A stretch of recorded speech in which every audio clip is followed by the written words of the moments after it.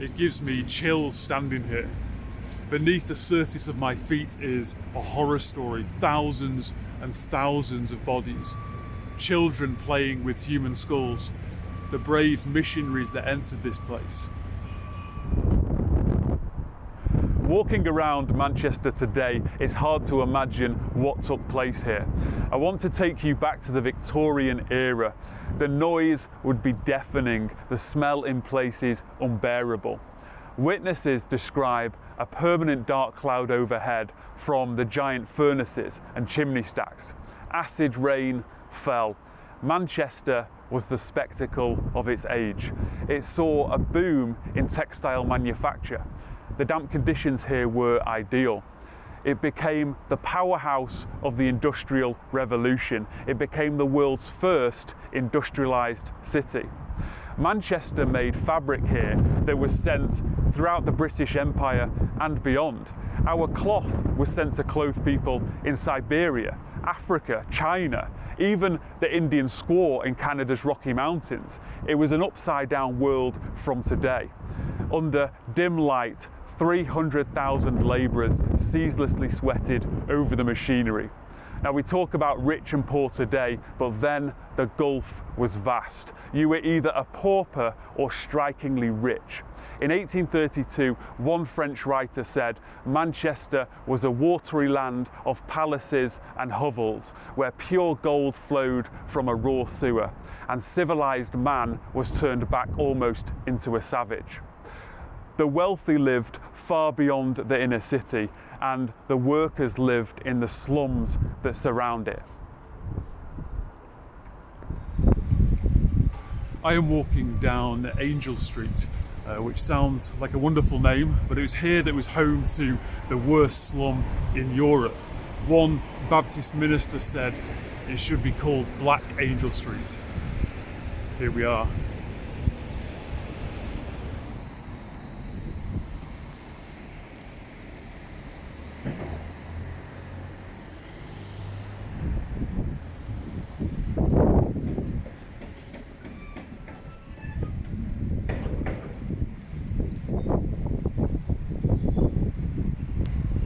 There is construction going on everywhere around here.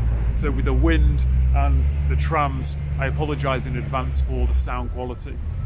Dean Kirby has done some excellent research on this, and I recommend his book Angel Meadow. He says Angel Meadow was the worst slum of all, a wild and brutal borderland at the northern edge of the city.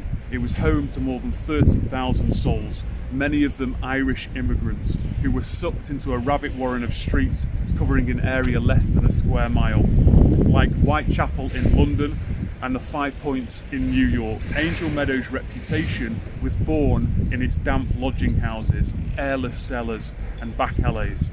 But the narrow streets and courts of the Meadow were far more terrifying, filthier and deadlier than the worst rookeries of the East End or Lower Manhattan. And he backs it up with stats. The death rate here was incredibly high.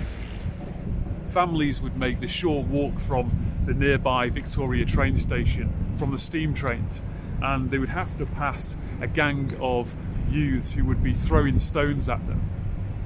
They were forced to sleep naked with strangers, and they would put their clothes underneath them to protect them from the bed bugs. They welcomed cockroaches because they ate the bed bugs. And all this for an extortionate rent. You know, some of the houses here were 10 foot square, half a brick thick, one room above another, 14 foot to the eaves. And they were built back to back, so it prevented air circulation. There could be 100 people living in one house. And archaeology reveals that doors are ripped from their hinges from the violence that flowed through here. You know, I think of my own house and the protection, the security that I have. They just had no protection. People could just walk in. How cold would it have been in winter? How hot would it have been in the summer? In fact, in May 1893, a heat wave meant that cattle starved to death and crops failed. So Manchester Corporation turned the city's taps off. Whole families lived in attics. The poorest lived in the cellars. They made their beds out of orange boxes. By 1860, 17,500 were living in 4,500 cellars across Manchester. The worst were here in Angel Meadow. There were gasworks, there were tanneries, boneyards, and narrow lanes ankle deep in filth with puddles of urine, rotten vegetables, hundreds of stray cats. The men here were malnourished and short in height, the women pale and shabby. They made their clothes out of cheap cloth they would call devil's dust, and they'd be covered in patches. The heavy clothes would soak up the rain here. Many would walk the streets barefoot. You would see women hanging out the windows topless. The prostitutes here were called fallen girls or fallen women. Syphilis was spreading fast, and of the 42 streets, more than half were known for prostitutes. In some streets, every house was used as a brothel. They would drink and take drugs to alleviate the pain. Children would no doubt witness all of this. You could see 100 thieves positioned on a corner waiting for the unsuspecting fool. There would be conmen pretending they were sick. They would pretend to throw a fit, and someone would come along to help them, and they would beat and rob them. They called it a fit dodge. Dean Kirby says there were conjurers, tipsters, lurkers, moochers, jugglers and beggars who inhabited the gin places, rookeries and dens of Angel Meadow. Only the brave, stupid and helpless entered Angel Meadow. And Reverend Mercer would say that in Angel Meadow only fools and horses work. It's the first time I really understand that phrase. They said the people here lived like animals with peculiar characteristics. It's no surprise that murder mystery novels have been based on Angel Meadow. There was prize fighting, drunkenness, domestic violence was commonplace. After a drunken row, Patrick Durr put a rope around his wife's neck in front of their 14-year-old son, and he pulled on it for 20 minutes in front of him. And under slow death, his wife cried out, "God forgive you, Patsy." He was later hung in Strangeways prison not far from here. One Mancunian teacher said, "Marriage is an impressive word, but when you see a lad of 17 trying to get food for a few puny children, the word loses its impressiveness." The Apostle Paul said that the family unit is supposed to be a witness of the gospel of Jesus. And here, it was a witness of the satanic. They had a deep-seated hatred for authority. One night, a tough New York police officer stayed the night here, and he was beaten up and robbed. He was lucky to survive. Pregnant women would work until the day they gave birth, and then they would go back to work 10 days later. The babies would be handed over to the elderly or nursemaids, who would then drug them up to keep them quiet. Feral children they would call street Arabs roamed around. 3,000 children would go missing each year in Manchester. They would forage around the huge textile machines for the cotton. In Angel Meadow, 3 in 10 children, 3 in 10 would die before they were age 5. Death was seen as an end to suffering. Death was pictured as merciful. Fog mixed with the clouds of soot, and legions of rats would come out at night time and fill the streets. Angel Meadow became an incubator of disease. TB, fever, bronchitis and typhus were the biggest killers in the 1840s. 900 cases in 1 year. 2/3 of houses here had people sick. Disease ruled this land. The land was sick. And to add to the discomfort, a disease that disfigured the face and the neck called scrofula was common, like 30% common.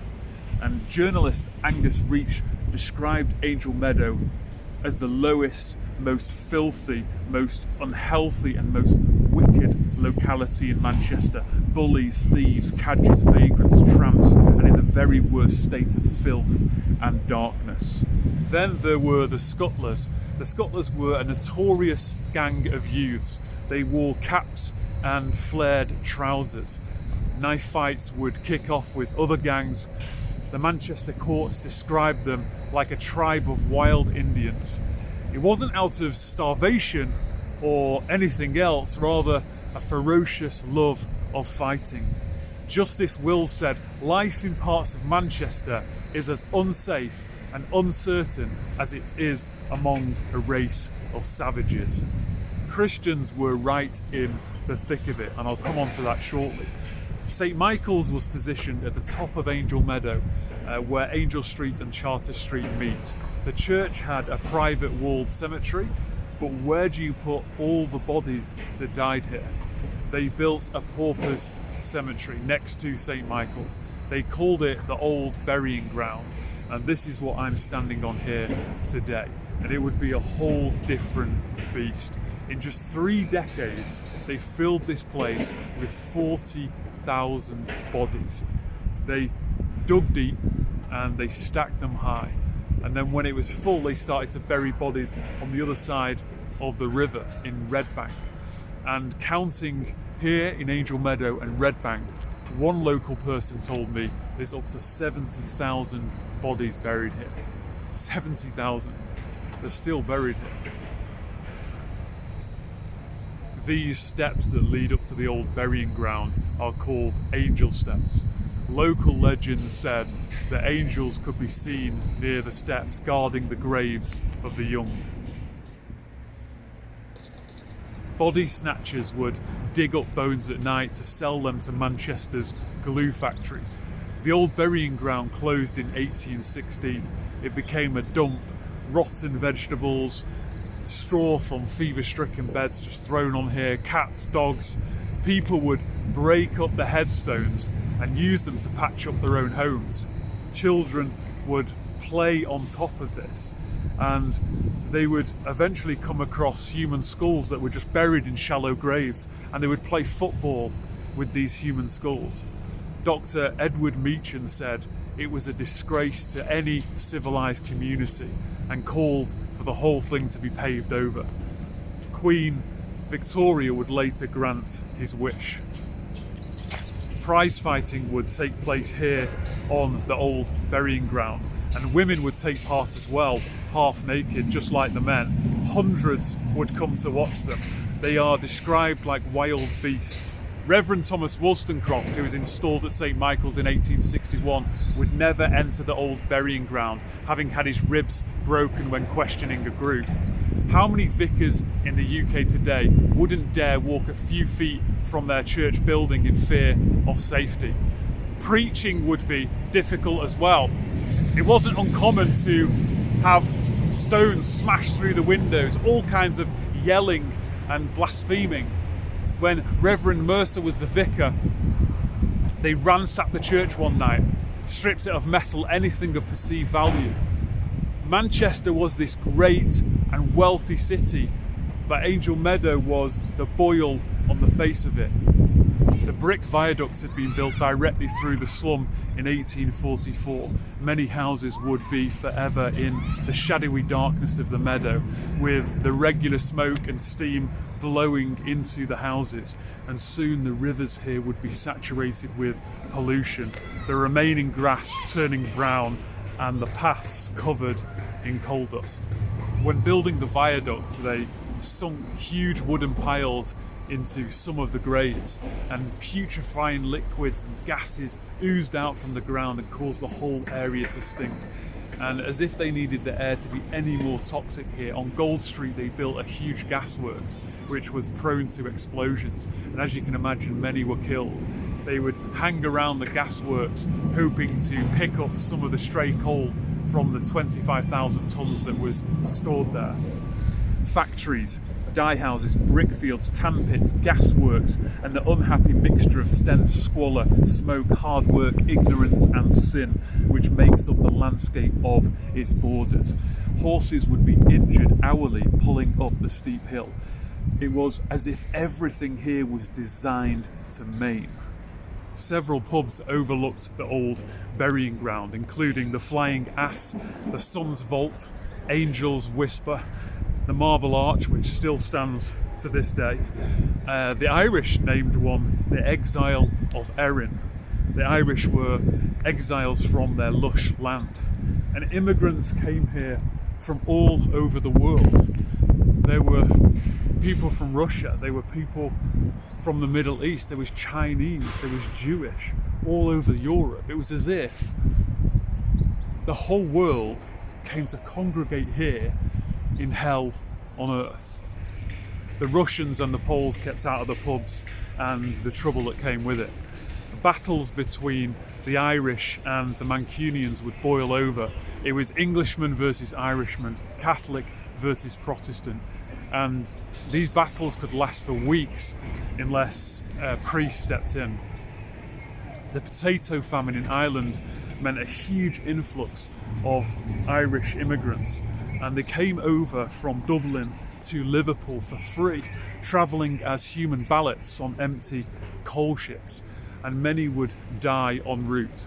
The Irish community became so large here, and living in such treacherous conditions, they became the scapegoats of the Industrial Revolution. One of the most influential men to have ever lived, who I will introduce later, he said this about Angel Meadow: "The Irishman is unaccustomed to the presence of furniture, a heap of straw, a few rags, utterly beyond use as clothing, a broken chair, an old chest for a table. A few pots and dishes equip his kitchen, which is also his sleeping and living room. Drink is the only thing which makes the Irishman's life worth having." If a fight broke out in Angel Meadow, 1,000 Irish could appear immediately. They loved to fight with weapons. By 1830, they dominated many of the streets of Angel Meadow and began to take over the Smithfield market in town, accepting lower profits. 20 police officers would have to come here to arrest one man, but a whole Irish neighbourhood would come out armed. Even half-naked women would come out carrying weapons, and anyone who tried to express a grudge against an Irish would lose their life. The neighbourhood here didn't sleep Saturday nights. It would be rowdy until the sun came up. Cholera, known as the Blue Death, swept through British cities. It landed in Sunderland docks. It hit London, Glasgow and Belfast before tearing into Manchester in 1832. It entered the city's water supply. The filthy, unpaved roads and back alleys would be a breeding ground here in Angel Meadow. They would scrub people down on the river banks, and then panic would just spread throughout the city. There's a story of a man named Alexander Work who suffered with diarrhea for a week, and so his wife murdered him because she feared he had cholera.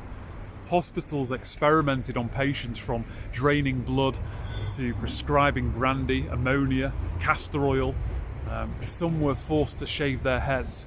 Some were forced to continually vomit, and riots would break out. There's a story of 3-year-old John Brogan, which is hard to read. He had died from cholera, and at his funeral his grandfather grew suspicious because there was no name on the coffin. And so he opened it and he found his grandson's body lying there without its head. And a crowd of 3,000 people stormed the hospital. 4 troops of cavalry broke it up, injuring many rioters who fled back to Angel Meadow. As it turned out, 19-year-old medical student Robert Oldham cut off the boy's head because he thought that is where the disease originated. He gave hush money to a nurse and he fled before he could be brought to justice. Catholic priest Father Hearn found the boy's head in Robert Oldham's lodgings, which was then sewn back on at the Old Town Hall. John Brogan received a second funeral in St. Patrick's Church. And strangely, Father Hearn had to dismiss rumours that he had brought the boy back to life. The incident caused national outrage. In Manchester, 920 people had died from cholera, many here in the slum of Angel Meadow, and it wouldn't be the last time. It returned in 1849, 54 and 66. Father Hearn was described as a ministering angel to many a sufferer.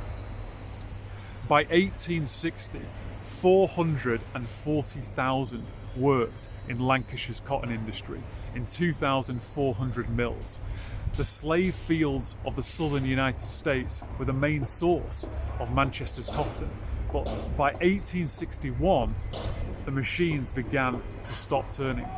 The American Civil War meant their ports were blocked, and without a supply of cotton, the mills began to grind to a halt, and tens of thousands of workers unable to feed their families.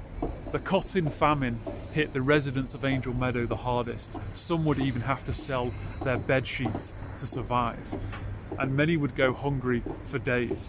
Wollstonecraft, now the rector of St. Michael's, started the Angel Meadow Relief Fund, and he managed to provide food for 100 families. Wollstonecraft and his members joined with Rochdale Baptist Chapel in August of 1862, and he formed a committee that aided over 3,000 people in just 3 months. Reverend Arthur Mersel stirred up the hearts of the remaining cotton workers in a series of sermons in Manchester's Free Trade Hall. In one sermon titled "The Wolf at the Door," he spoke about the conditions of Angel Meadow and the connection to the slave trade in the States. These Mancunian cotton workers chose to support the union that was blocking the ports. They put the freedoms of the slaves in the American South before their own families' hunger. And on New Year's Eve 1862, thousands of them gathered in the Free Trade Hall in support of the union that was causing them to starve. Their motion urged Abraham Lincoln to continue the war and abolish slavery, and affirmed their support for the blockade. Lincoln wrote to the cotton workers of Manchester in January 1863. He said this: "I know and deeply deplore the sufferings which the working men of Manchester and in all Europe are called to endure in this crisis. Under the circumstances, I cannot but regard your decisive utterances upon the question as an instance of sublime Christian heroism, which has not been surpassed in any age or in any country." The cotton famine would continue for 2 more years until the American Civil War ended. Angel Meadow would miss Wollstonecraft, who was presented with a Bible and a silver inkstand as he waved goodbye to the local ministry. A scroll several yards in length was full of those who signed the written address given by Murray Gladstone. Local author Isabel Banks penned her famous novel The Manchester Man. It begins with a baby called Jabez Clegg, who was placed in a cradle and sent down the river as the waters became more turbulent. She cleverly drew upon Angel Meadow's original beauty, and she painted a picture of mankind throwing simple country life down the river. Angel Meadow wasn't always a slum. It was a garden paradise for Manchester, a meadow paradise. Lambs and cattle would graze on these hills of lush pasture. The lanes were lined with trees, and the River Irk was full of fish, trout, eels. Wildlife was booming among the ancient hedgerows. You can see why some would call it Angel Meadow. What took place here echoes the biblical narrative, that people were given the natural beauty of an Edenic land only for pride, greed, sin to utterly devastate and defile it. Some say it takes the name from the Angel Tavern, and it's true that drovers would stop and let their cattle graze while refreshing in the pub. It then begs the question why this pub, situated on a meadow, was named the Angel. 100 years earlier, in the 1730s, the meadow was divided into 3 with hedgerows, and it was turned into a luxury playground with merchants and artisans. Wealthy men built mansions along the river, and they built intricate gardens complete with an apple orchard.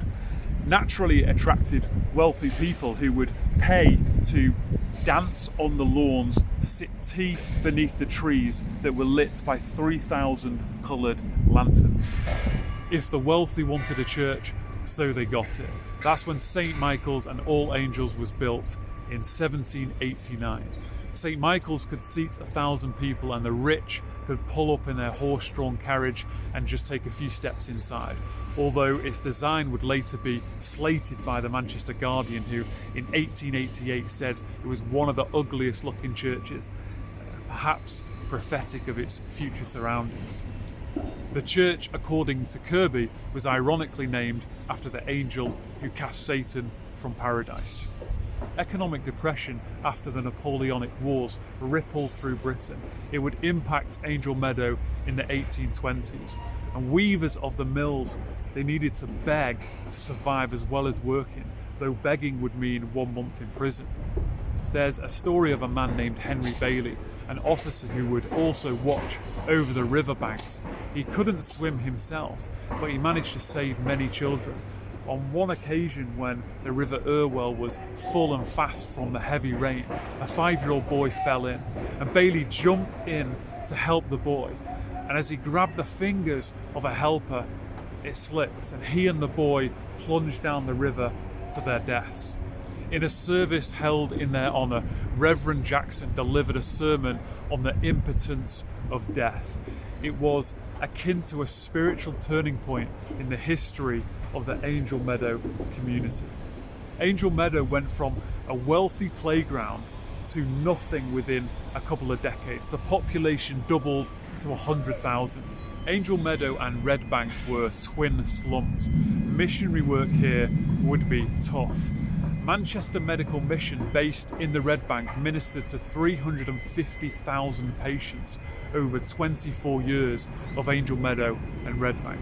Dr. Edward Meacham ran the mission until 1896, when he retired at the age of 73. He was known by the slum as the Old Doctor.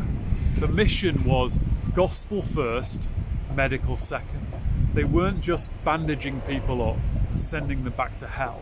Patients were given Bible classes and attended prayer meetings while they waited for treatment.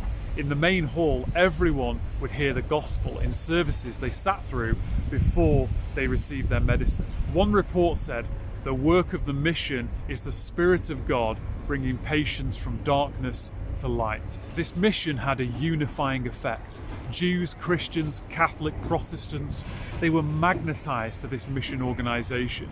The mission provided translators for those that couldn't speak English, Turkish, Spanish, Yiddish, German. They found a translator, not just to treat them physically, but to minister to them spiritually, giving them the good news within hell on earth. And later, separate services would be given in Yiddish for the Jewish population. Gospel meetings were held on Sundays and weeknights in both lodging houses and outdoors. One Jewish woman said, "I know the doctor. He is very good to our people, and I have faith in him, but I cannot say I believe in Jesus." Many did give their lives to Christ. At one meeting, 300 people gave their life to Christ. The conditions here meant that living that new life out would be a tough one. But one patient did. They lived out their life to the full. We only know her as Mrs. F.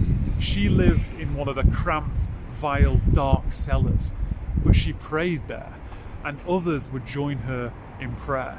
It became known as the Hallelujah Cellar, and with the help of Miss Berry from the mission, they ministered in the cellar to girls who were alcoholics. The Hallelujah Cellar in the midst of hell on earth. What a beautiful picture of light in great darkness. In 1853, a group of Christian missionaries led by James Rutter entered Angel Meadow. The goal was to rescue the feral children, both physically, but more importantly, spiritually.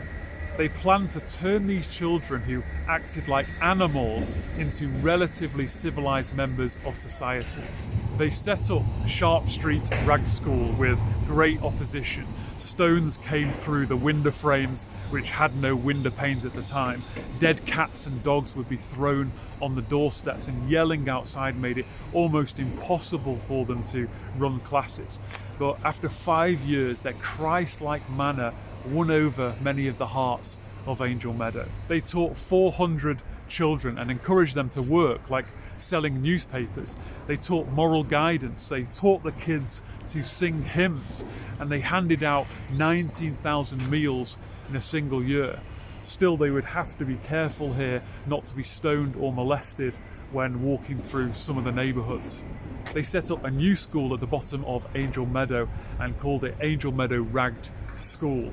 They set it up in an old strip club and brothel, and in fact it was still being used hours before they began on a Sunday morning. And we think our church setups can be stressful. They also broke out into ministering to men who had alcoholic and drug addiction. They formed a cricket club. They created a library with 400 books, including on theology and history. And astonishingly, they gave small deposits, setting up saving bank accounts for poor children. They taught them financial management, and there's a story of a boy who withdrew 5 shillings to buy his parents their Christmas dinner. And outgrowing the space in 1866, they set up Charter Street Rag School, which is still here today. Some Sundays would see 2,000 men, women and children come through the doors.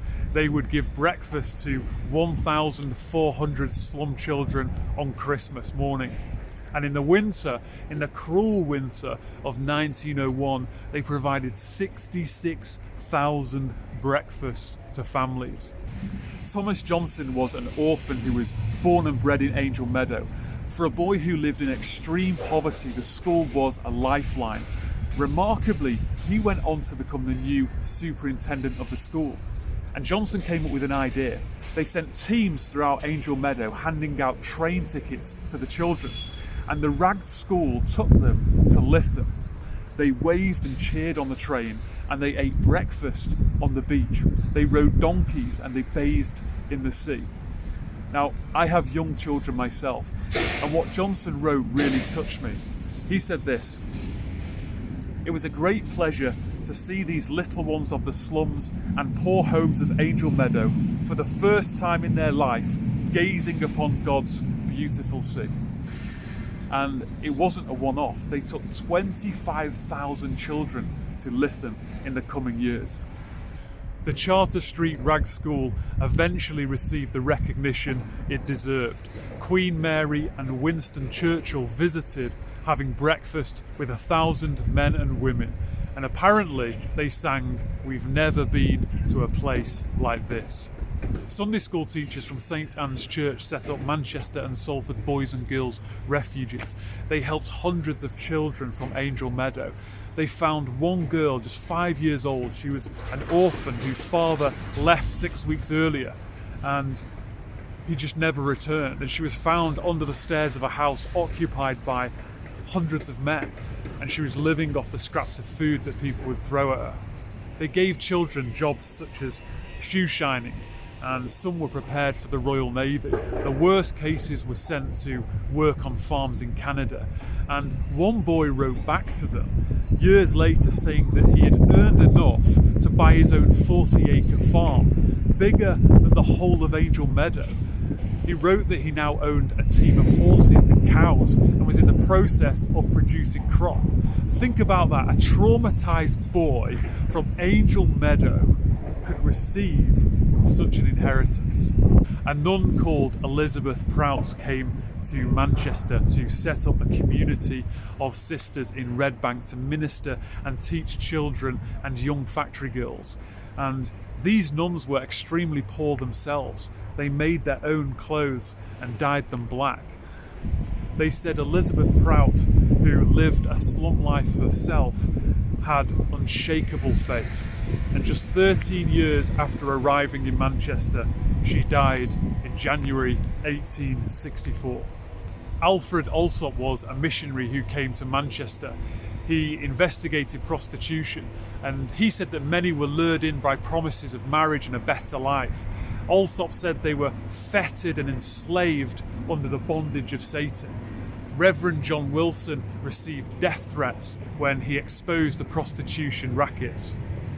The vicars, the pastors, the priests, the church leaders, the missionaries, the Christian teachers, the nuns, They didn't do a fortnight mission trip. These men and women gave their lives for these paupers.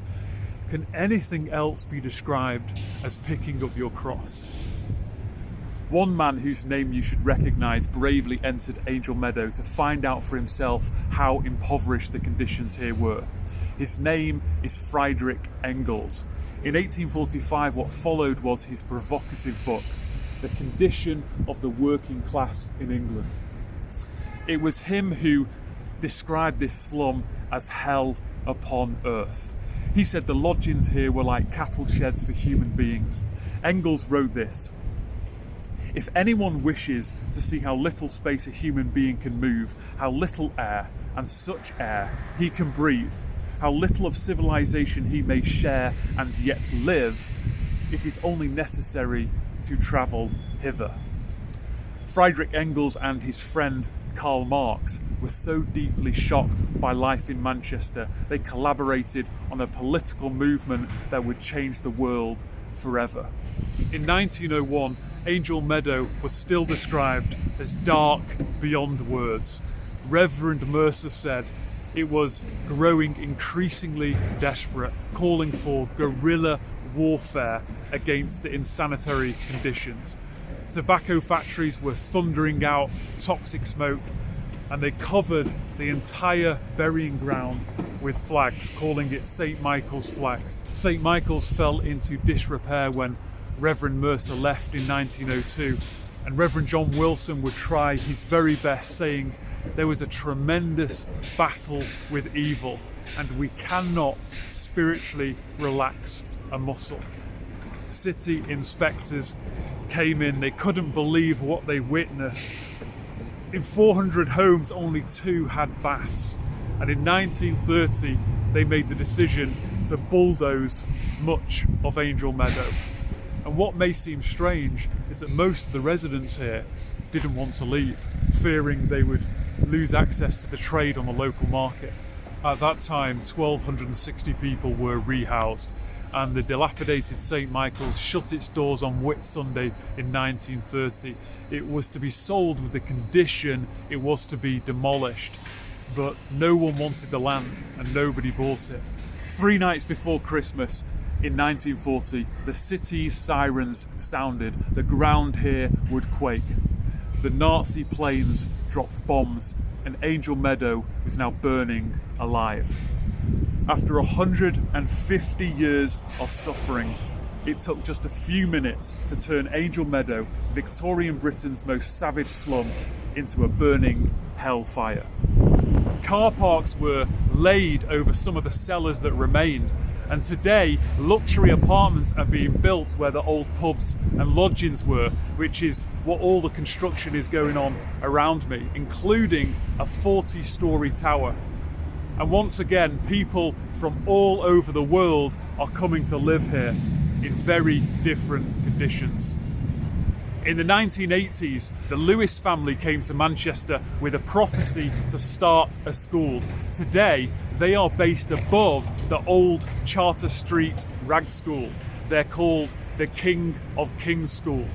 Charter Street Mission, as it is now called, are still the trustees of the building. What connections are there today with what took place then? Alcoholism, deep division in thinking about rich and poor, oppressive spirits, family disorder, mental sickness. You tell me, do we remember, thank God, and learn from those who went before us? We can pave over the bodies, we can landscape an area, we can build impressive structures that lift our gaze from what took place here on the ground.